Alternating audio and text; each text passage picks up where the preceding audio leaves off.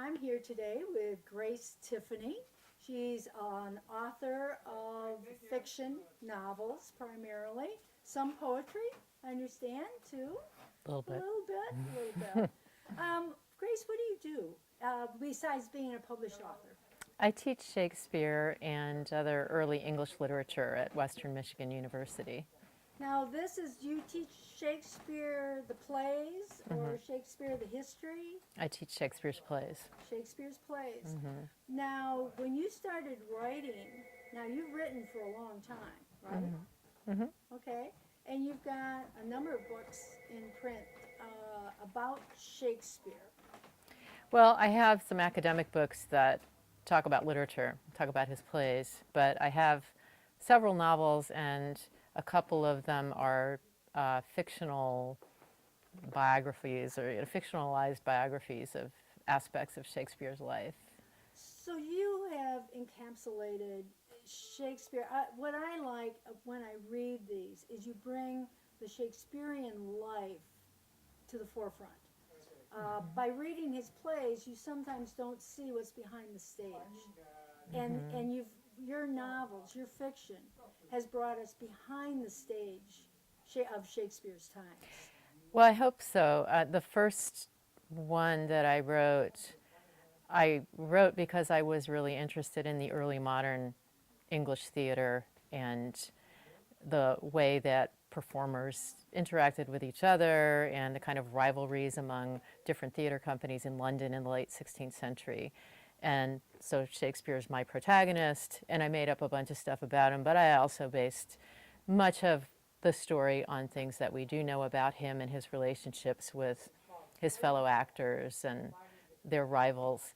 So it's a novel about theater. I mean, it's an imagined story about real things that did happen in the late 16th century, which was the golden age of English theater, when there were public playhouses for the first time that people could go to, and they were kind of wild and rowdy and crazy places. So, and all the actors were men, whether it was a woman. All the actors were men or male. The young boys performed. They were apprentices. They played the roles of young women. Juliet was played by a male, and Rosalind was played by a male. So. Yes. Let's talk about, if you'll hold up, we're going to talk about Gunpowder Percy by Grace Tiffany.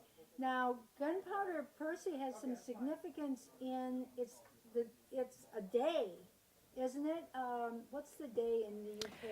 Well, it's the day that you're thinking of is November 5th, which is still, celebrated as the anniversary of the foiling of something that was known as the Gunpowder Plot, when a group of zealous Catholics had hoped to blow up the Houses of Parliament and replace the government, including the king, who was to be there on that day, with a Protestant government. So this is a post-Reformation story and about Catholics in England who were unhappy with England's Protestantism and with its Protestant king. So that day is important in the story, but the story is about the plotters. And the protagonist happens to be a fan of Shakespeare.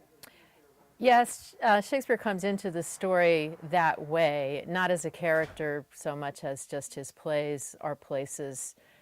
They're events that he and some of his fellow conspirators attend, and they get inspired by. I mean, they're particularly enthusiastic about Shakespeare's history plays because they see themselves and their ancestors. They see themselves in their ancestors, I should say. They see these plays as reflecting a Catholic England that they want to restore, because Shakespeare's history plays were set a couple of hundred years before the time that he wrote them, pre-Reformation, Catholic Christendom.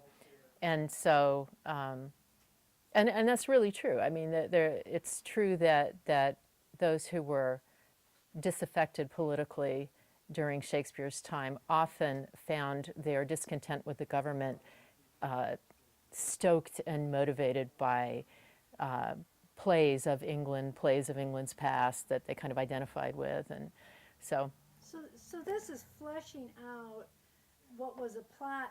There hasn't been a lot written about the gunpowder plot, has there? Yeah, there's a lot. There's a lot been written. There's a lot been written historically about it. I mean, historical works. There's a play about the gunpowder plot, a relatively recent play in which Shakespeare's a character.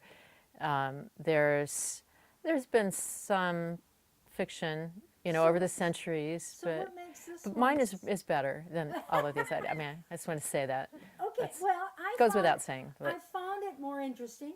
I found it more readable, and yet it had the history background, which I assume is pretty accurate. You've switched some names and people around to make it fiction. But I do, if you're interested in this type of era, this would be a fun book to read if you're Oh, yeah. interested in Shakespeare and the history of Shakespeare's time and what Yeah. happened around that time. yeah, and especially in the interaction of plays and culture and how the plays influenced the way people thought about their culture, and sometimes in kind of destructive ways, because it's basically a novel about early 17th century terrorism, because these guys, I hope I've made them somewhat sympathetic, these gunpowder plotters, but they were basically religious terrorists. They were balked in their attempt to wreak destruction, on London. But their story is interesting, I think, and I think they're sympathetic characters. These people who were fighting for this world that they saw passing away in Well, England you at that made time. them real. I hope you so. made them real. I hope And so. we appreciate that. Please keep writing. Thank Grace. you. I Thank will. you. Thanks.